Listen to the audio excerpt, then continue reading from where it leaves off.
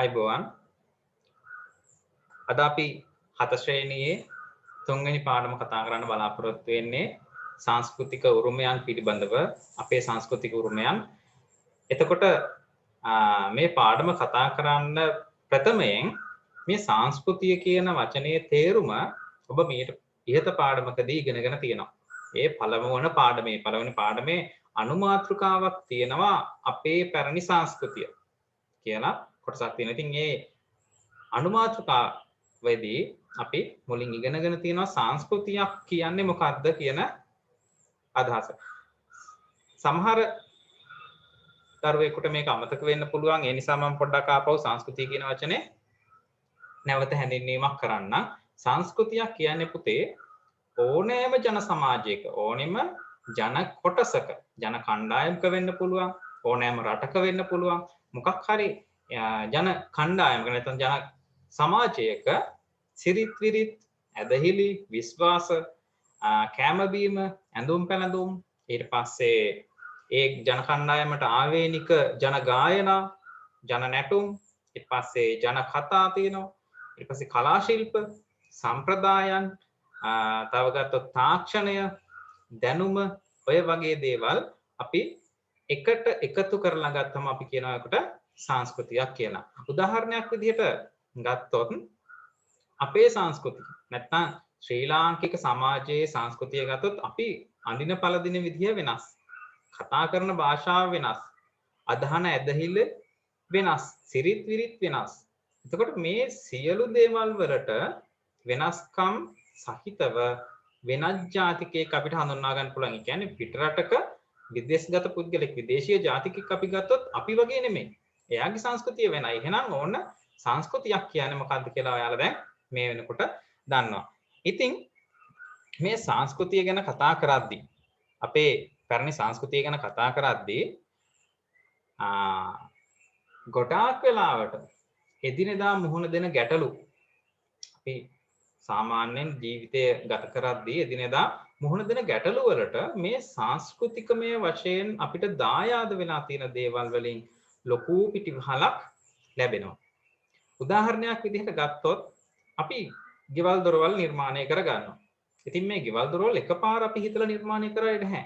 මේක ක්‍රමක්‍රමයෙන් කාලයත් එක්කම වෙනස් වෙගෙන ඇවිල්ලා වෙනස් ලක්ෂණ සහිතව දැන් ගෙවල් ඉදි කරගන්න පටන් ගන්න තියෙනවා. එහෙනම් ඒක ආවේ අපිට අතීතයෙන්. එහෙනම් අපිට කියන්න පුළුවන් අපේ සංස්කෘතියේ තියෙන එක අංගයක්. ඉදි කිරීම තාක්ෂණය. නේද? ඉතින් අපිට අනුරාධපුර, පොළොන්නරුව ඔය වගේ පැරණි නටමුන් දැකපුවම අපිට ඒ පිළිබඳව අවබෝධ කරගන්න හැකියාවක් ලැබෙනවා. ඉතින් මේ විදිහට තියෙන මේ එදිනෙදා මුහුණ දෙන ගැටලු වලදී ඒවා විසඳ ගන්න එහෙනම් අපේ සංස්කෘතිකමය නැත්නම් පැරණි සංස්කෘතියේ සංස්කෘතිකාංග අපිට වැදගත් වෙනවා. ඊට අමතරව පැරණි සංස්කෘතිය ගත්තොත් දැන් අපි මේ ඉන්න සංස්කෘතිය නෙවෙයි අපිට ප්‍රථමයෙන් පැවති සංස්කෘතිය බැලුවොත් අපිට දකින්න හම් වෙනවා ලංකාවේ බලකොටු තියෙනවා, මාලිගා තියෙනවා, උද්‍යාන තියෙනවා, වැව්වමුණු තියෙනවා, පොකුණු, මේ කියන අංශවලට අමතරව අපිට ඒවා දකින්න පුළුවන්, අපිට අල්ලන්න පුළුවන්. ඒ කියන සංස්කෘතිකාංග වලට අමතරව අපේ තියෙනවා නැටුම් තියෙනවා. ඊට පස්සේ වැඩිහිටියන්ට නැමදීම, සිරිත් විරිත්, අපි අවුරුද්දට චාරිත්‍ර වාරිත්‍ර අනුගමනය කරනවා. ඒ දේවල් ඊට පස්සේ ජන ගායනා, ඊට අමතරව ජන නැටුම්, ඊට පස්සේ විවිධ ඇදහිලි විශ්වාස, මේ වගේ දේවල් අතීතයෙන් අපිට ලැබිච්ච දේවල්. එහෙනම් මේවත් අපේ සංස්කෘතියේම කොටසක්. අපේ සංස්කෘතිකාංගවලම කොටසක් විදිහට අපිට දකින්න පුළුවන්. එතකොට අපි කතා කරන මේ සංස්කෘතික අපේ පැරණි සංස්කෘතිය කියන කොටස තුළ අපිට දකින්න හම් වෙනවා අංශ දෙකක්. එතකොට මේ අංශ දෙක මොකක්ද කියලා අපි බලමු.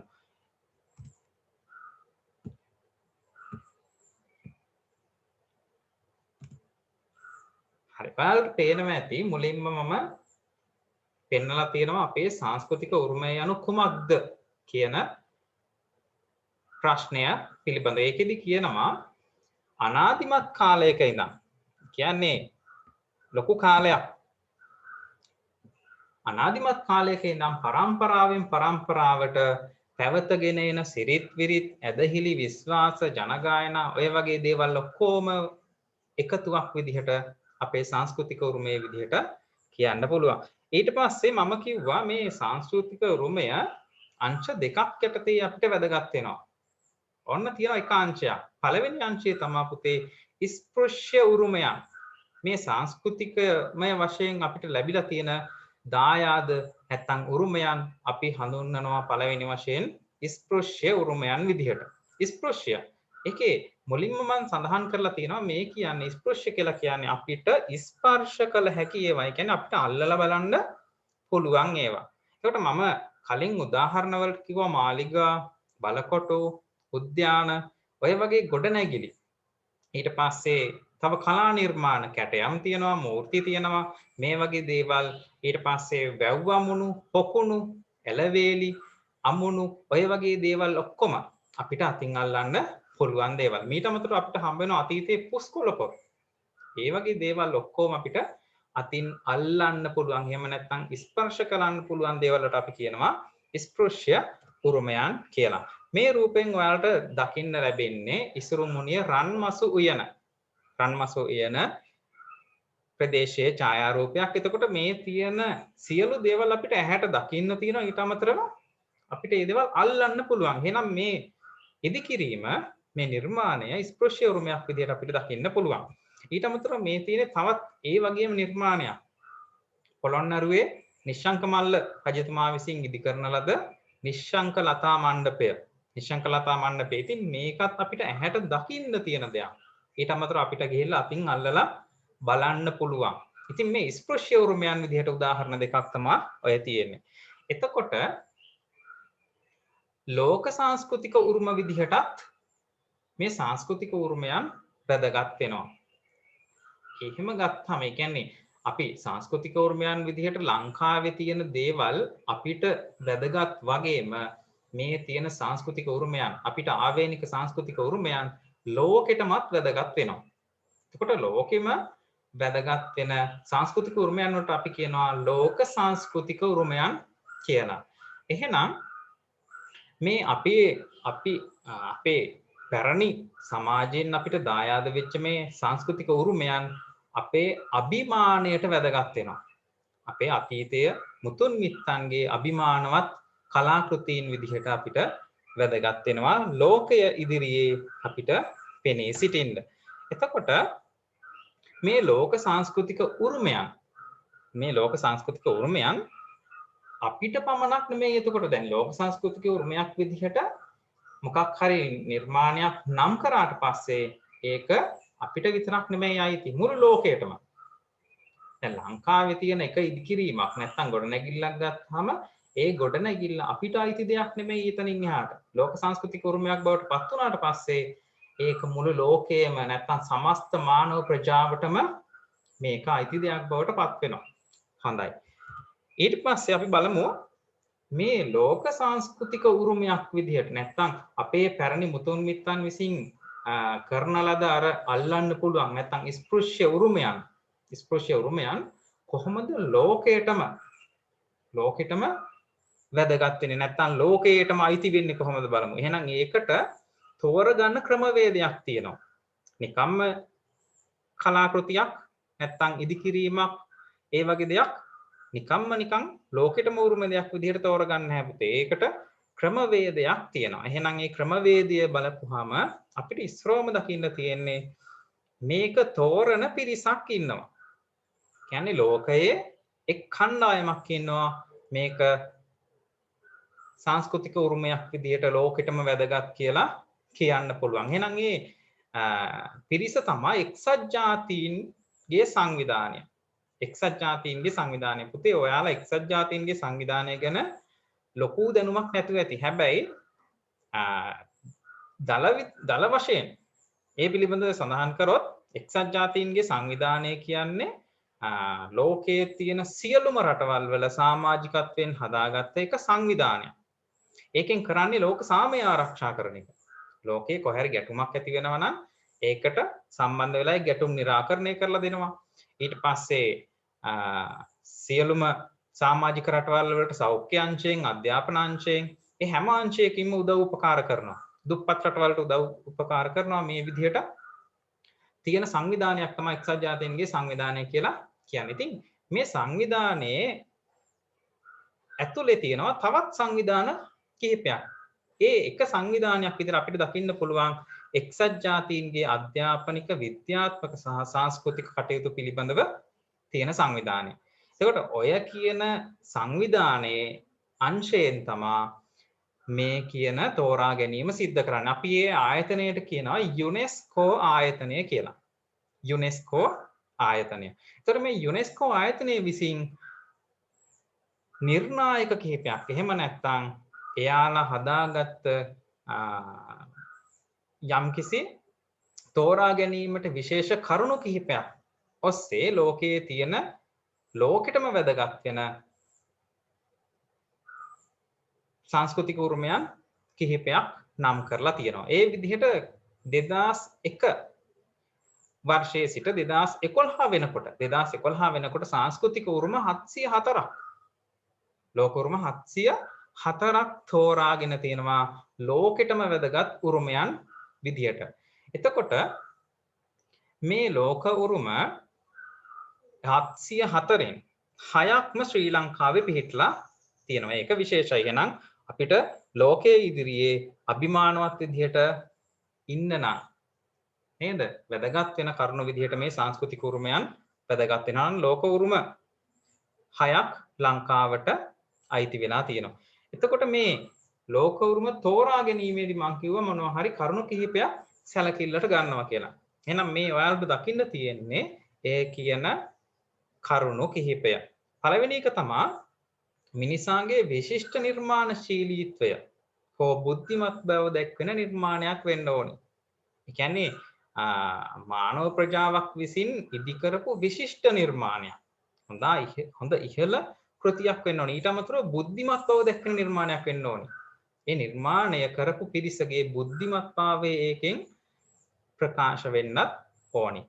දෙවෙනි කරුණ ගත්තාම යම්කිසි සංස්කෘතියකට අයත් ගෘහ නිර්මාණ, නගර සැලසුම්, කලාව, තාක්ෂණය ආදීෙහි සංවර්ධනය පෙන්වා දීමට හැකි නිර්මාණයක් වෙන්න ඕනේ. ඒ කියන්නේ මොනම හරි සංස්කෘතියකට අයත් මේ නිර්මාණයෙන් සංවර්ධනය වීමක් දකින්න තියෙන්න ඕනේ. ඒ කියන්නේ අපිට වැදගත් වෙන්න ඕනේ.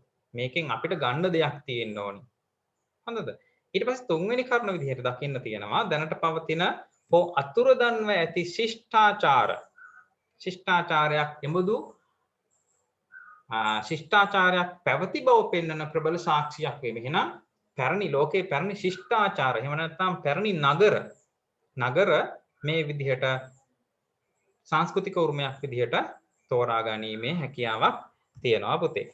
ඊට පස්සේ තව කරුණක් විදිහට මානව ඉතිහාසයේ වැදගත් අවස්ථා නිරූපණය වීමක්. එහෙනම් මානවයාගේ ගමන් මගේ මොනවා හරි වැදගත් සිදුවීමක් නිරූපණය වෙනවා නම් ගොඩනැගිලි, ගෘහ නිර්මාණ ශිල්පය, තාක්ෂණය යොදාගෙන වැදගත් අවස්ථාවක් නිරූපණය වෙනවා නම් ඒකත් ලෝක උරුමයක් බවට පත් කිරීමේ හැකියාවක් පවතිනවා. ඊට අමතරව නොවැළැක්විය හැකි හේතුන් මත දැන් ඉර පායන එක අපිට වළක්වන්න බෑ. වැස්සක් වහින එක නතර කරන්න බෑ. හැබැයි මේ දේවල් නිසා විනාශ වීමේ තර්ජනයට ලක් වෙනවා නම් මොකක් හරි සමාජයක වැදගත් දෙයක්, සමාජයක ස්මාරකයක්, වැදගත් ස්ථානයක් විනාශ වෙගෙන යනවා නම් මේ වගේ දේවල් ලෝක උරුම බවට නම් කිරීමේ හැකියාවක් තියෙනවා යුනෙස්කෝ සංවිධානයට. ඉතින් ඔය කියන සංවිධානය විසින්, යුනෙස්කෝ සංවිධානය විසින් නම් කරන ලද ලෝක උරුම කිහිපයක් අපි දැන් කතා කරමු. එතකොට ලෝකෙටම වැදගත් උරුමයන් කිහිපයක්. පළවෙනි එක තමයි ඔයාලට දීලා තියෙනවා පැරණි මොහෙන්ජොදාරෝ නගරය. මොහෙන්ජොදාරෝ කියලා නගරයක්. මේක පිහිටන්නේ පුතේ ඉන්දියාවේ පිහිටන නගරයක්. එතකොට මේක ගත්තොත් එහෙම අපි කියනවා ඉන්දු නිම්න ශිෂ්ටාචාරයට අයත් නගරයක්. මේ වගේ පැරණි නගරයක් තවම ලෝකයේ කොහෙන්වත් හොයාගෙන නැහැ. තියෙනවා මෙසොපොතේමියානු ශිෂ්ටාචාරය, චීන ශිෂ්ටාචාරය, ඊජිප්තු ශිෂ්ටාචාරය මේ වගේ නගර තියෙනවා. හැබැයි ඔයාලගේ පොතට ඔයාලගේ විෂයට අන්තර්ගත කරලා තියෙන මේ මොහෙන්ජදාරෝ නගරය කියන ලෝක උරුමය. එතකොට මේකේ පැරණි නගරයක සාක්ෂි අපිට දකින්න හම් වෙනවා. එහෙනම් ඒ සාක්ෂි ලෝක උරුම ලයිස්තුවට ඇතුළත් කරලා තියෙනවා යුනෙස්කෝ සංවිධානය විසින්. ඊටත් අමතරව මොහෙන්ජදාරෝ නගරය දැනට දකින්නට තියෙන අපේ ඉන්දියාවේ අසල්වැසි ඉන්දියාවේ පාකිස්තානය කියන රාජ්‍යයට අයත්ව පාකිස්තානය තමා පිහිටලා තියෙන නිසා මේක පාකිස්තානයට පමණක් අයිති නිර්මාණයක් නෙමෙයි මුළු ලෝකයටම අයිති නිර්මාණයක් විදිහට නම් කරලා තියෙනවා. අපි දෙවනි චිත්‍රය ඔයාලට දකින්න හම් වෙනවා. එතකොට මේ රූප සටහනින් ඔයාලට පේනවා චීන මහා ප්‍රාකාරය. චීනයේ තියෙන්නේ. එතකොට මේ ඉදිකිරීම ඉතා විශිෂ්ට නිර්මාණයක්. චීන ජනතාව නැත්නම් අතීත චීන මුතුන් මිත්තන් විසින් ඉදි කරපු මහා ප්‍රාකාරයක්. එතකොට මේ ප්‍රාකාරයේ විශිෂ්ට බව සැලකිල්ලට අරගෙන යුනෙස්කෝ සංවිධානය විසින් මේකත් ආපහු ප්‍රතිසංස්කරණ කටයුතු සිදු කරලා ලෝක උරුමයක් විදිහට නම් කරපු එක් ස්ථානයක් විදිහට දකින්න පුළුවන් ලෝකයේ පවතින. ඒ වගේ ලෝක උරුම අපි කලින් සඳහන් කරා ලංකාවෙත් 6ක් තියෙනවා. එහෙනම් මේ ලංකාවේ තියෙන ලෝක උරුම ගැන අපි දැන් ඉගෙන ගන්න බලමු. පළවෙනි එක තමයි පැරණි අනුරාධපුර නගරය. අනුරාධපුර නගරය, දෙවෙනි එක පැරණි පොළොන්නරු නගරය, තුන්වෙනි එක සීගිරිය, හතරවෙනි එක රන්ගිරි දඹුලු ලෙන් විහාරය, පස්වෙනි එක දළදා මාලිගය ඇතුළු මහනුවර නගරය, හයවෙනි එක ගාලු කොටුව. ඔය මම සඳහන් කරපු ස්ථාන 6 ලෝක උරුම විදිහට නම් කරලා තියෙනවා යුනෙස්කෝ සංවිධානය විසින්. අපි බලමු ඉස්සරෝම පැරණි අනුරාධපුර නගරය. පැරණි අනුරාධපුර නගරය ආශ්‍රිතව තියෙනවා ගොඩනැගිලි රාශියක්. ඉදිකිරීම් රාශියක් අපිට දකින්න හම් වෙනවා. ඒ අතරින් විශේෂයි ශ්‍රී මහා බෝධිය, රුවන්වැලි සෑය, ලෝවා මහා පාය, අභයගිරිය, ජේතවනාරාමය, කුට්ටම්පොකුණ, ඇත්පොකුණ, ඉසුරු මුනිය ආදී ගොඩනැගිලි පැරණි ගොඩනැගිලි රාශියකින් සමන්විත ප්‍රදේශයක් තමයි මේ පැරණි අනුරාධපුර නගරය කියලා කියන්නේ. එහෙනම් මේ කියන ඉදිකිරීම් වෙනත් මානව ශිෂ්ටාචාරයකින් මානව සංස්කෘතියකින් බිහි වෙච්ච නැති අග්‍රගණ්‍ය නැත්නම් ඉතා උසස් කලාකෘතීන්. මේ නිසා මේ දේවල් විනාශ වීමට ප්‍රථමයෙන් ලෝක උරුමයක් විදිහට නම් කරලා තියෙනවා යුනෙස්කෝ සංවිධානය. එතකොට මේක නම් කරලා තියෙන්නේ නැත්නම් අනුරාධපුර නගරය ලෝක උරුමයක් බවට නම් කරලා තියෙන්නේ 1982 වර්ෂයේදී. ඊට පස්සේ අපි බලමු පැරණි පොළොන්නරු නගරය පිළිබඳව. පැරණි පොළොන්නරු නගරයත් අනුරාධපුර නගරයට සමානයි. ඒ වගේම විශිෂ්ට කලා නිර්මාණ රාශියකින් සමන්විත ප්‍රදේශයක් විදිහට අපිට දකින්න පුළුවන්. එතකොට මේකෙත් මෙම ප්‍රදේශයේත් අනුරාධපුර නගරයේ වගේම බෞද්ධ හා හින්දු සිද්ධාස්ථාන, ඒ කියන්නේ ආගමික ගොඩනැගිලි රාශියකින් සමන්විතයි. ඊට අමතරව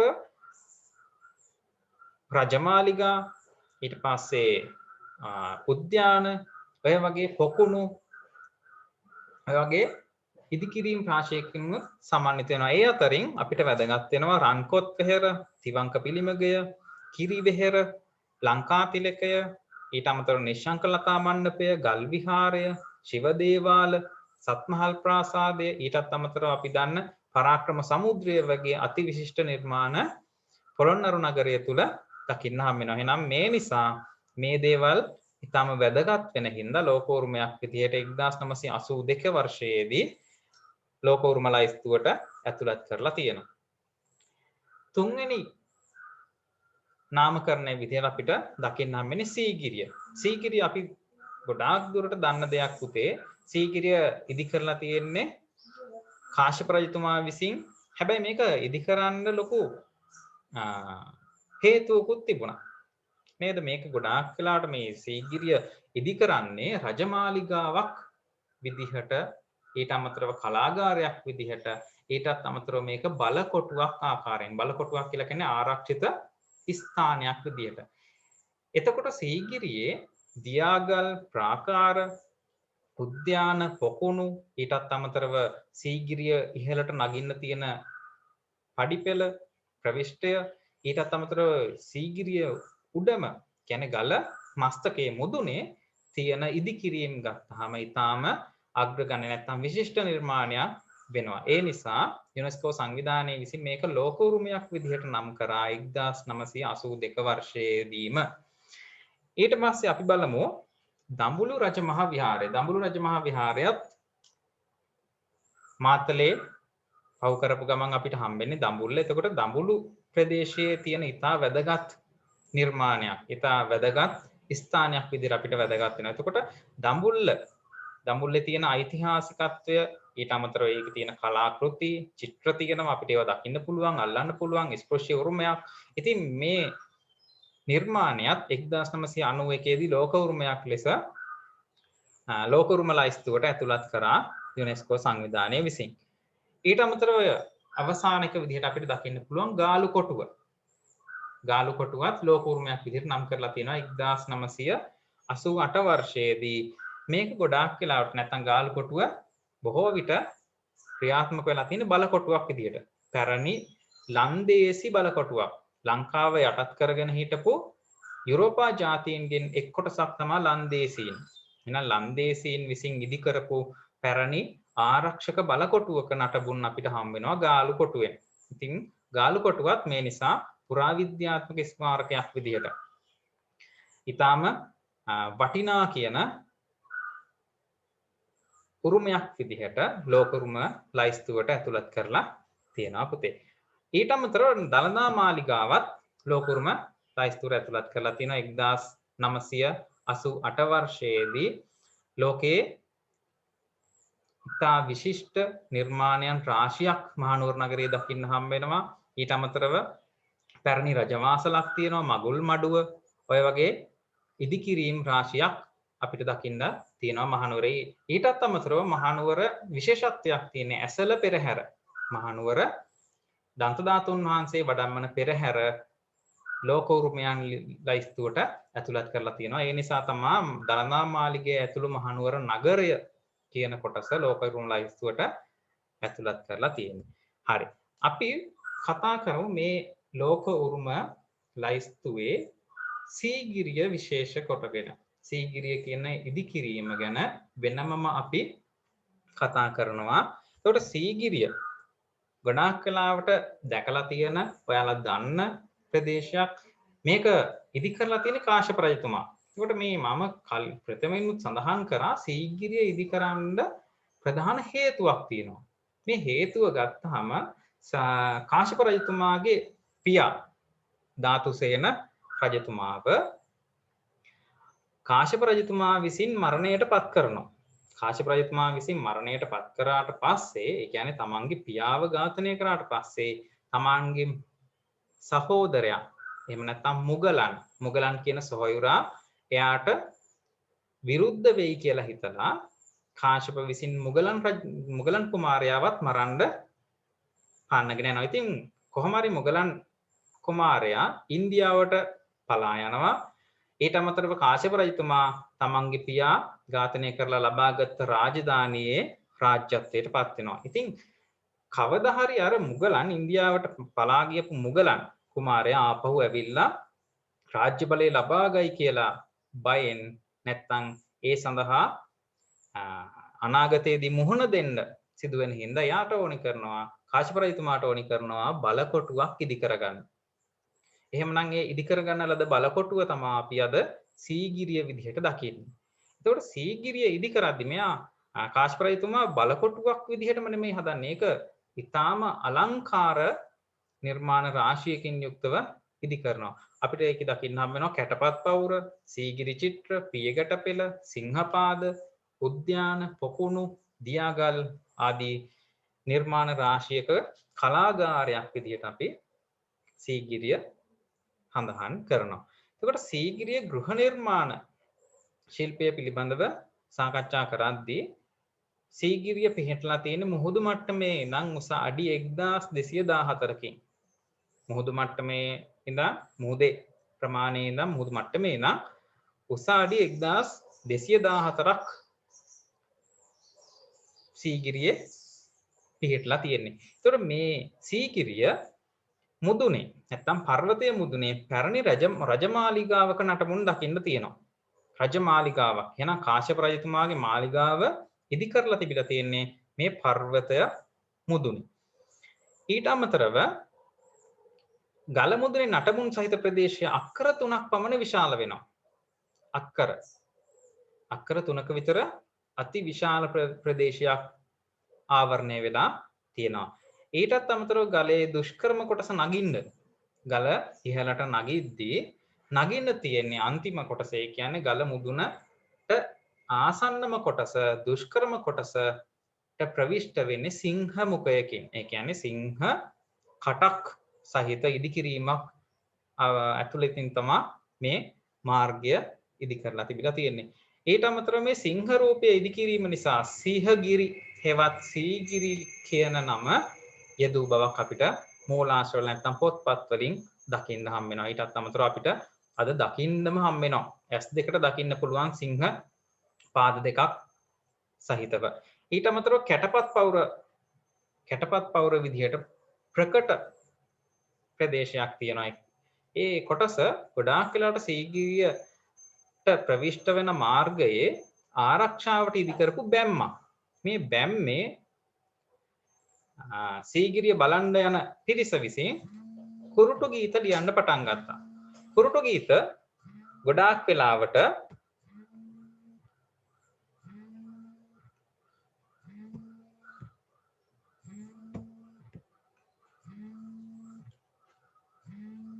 සුදු චාමර ගන්නවා.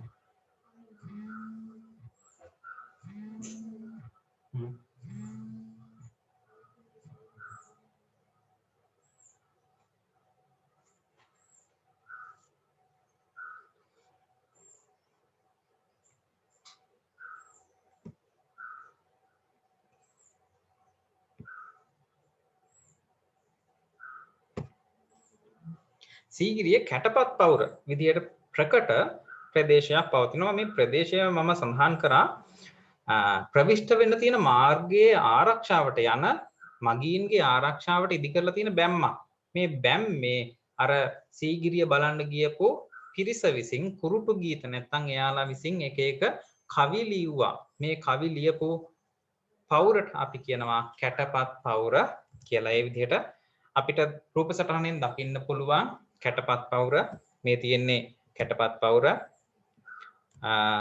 ඊට අමතරව මෙතන රූප සටහනක් තියෙනවා. ඒකෙන් ඔයාලට දකින්න හම්බෙන්නේ අර සිංහ පාදය හා පියගැට පෙර. සමහරට විශ්වාස කරනවා මෙතන සිංහයෙක්ගේ මූණක් සහිතව තියෙන්න ඇති කියලා. ඊට පස්සේ අපි කතා කරමු සීගිරි සිතුවම් පිළිබඳ. සීගිරි සිතුවම් අපිට දකින්න හම්බෙන්නේ සීගිරියේ තියෙන ගල් ලෙන් වල. අපි ඕවට කියනවා ගල් ලෙන් වලට කියනවා කෙවෙනි කියලා.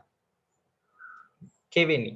ඉතින් මේ කෙවෙනි තුල තමා දකින්න හම්බ වෙන්නේ සීගිරි චිත්‍ර. ගොඩාක් වෙලාවට සීගිරි චිත්‍ර ගල් පර්වතය පාමුලත් දකින්න හම්බ වෙනවා ලෙන් තුල. හැබැයි අපි සීගිරි චිත්‍ර විදිහට ගොඩාක් වෙලාවට කතා කරන්නේ සීගිරි ස්ත්‍රී රූප නැත්නම් ශ්‍රීගිරි ලලනාවන් පිළිබඳව.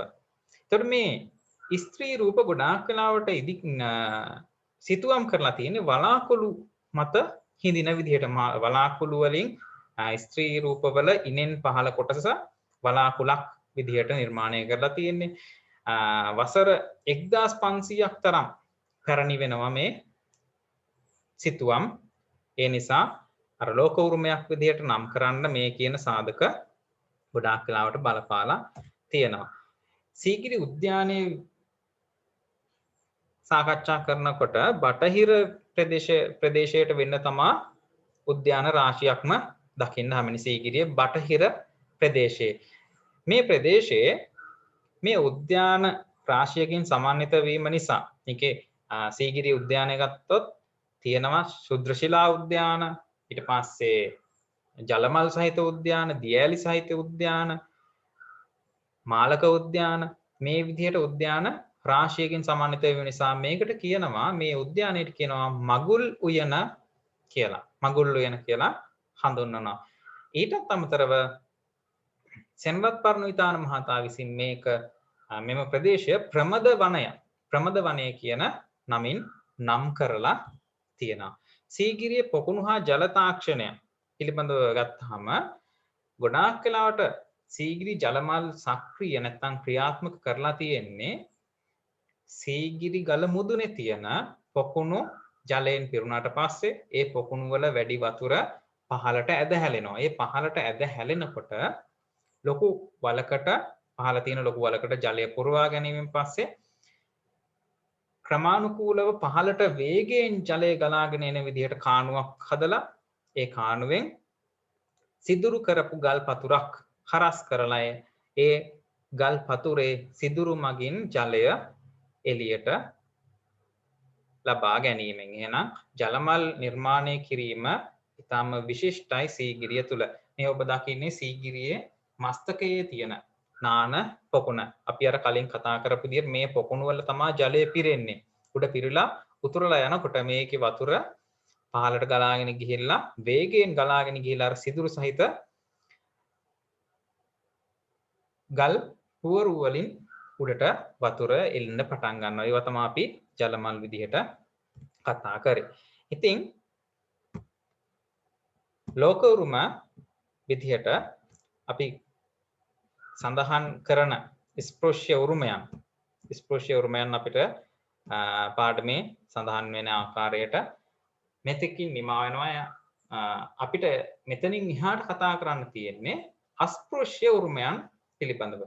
අපි ඊළඟ පාඩමේදී ලෝකයේ නැත්නම් ලංකාවට ආවේනික අස්පෘශ්‍ය උරුමයන් පිළිබඳව සාකච්ඡා කරමු. ආයුබෝවන්.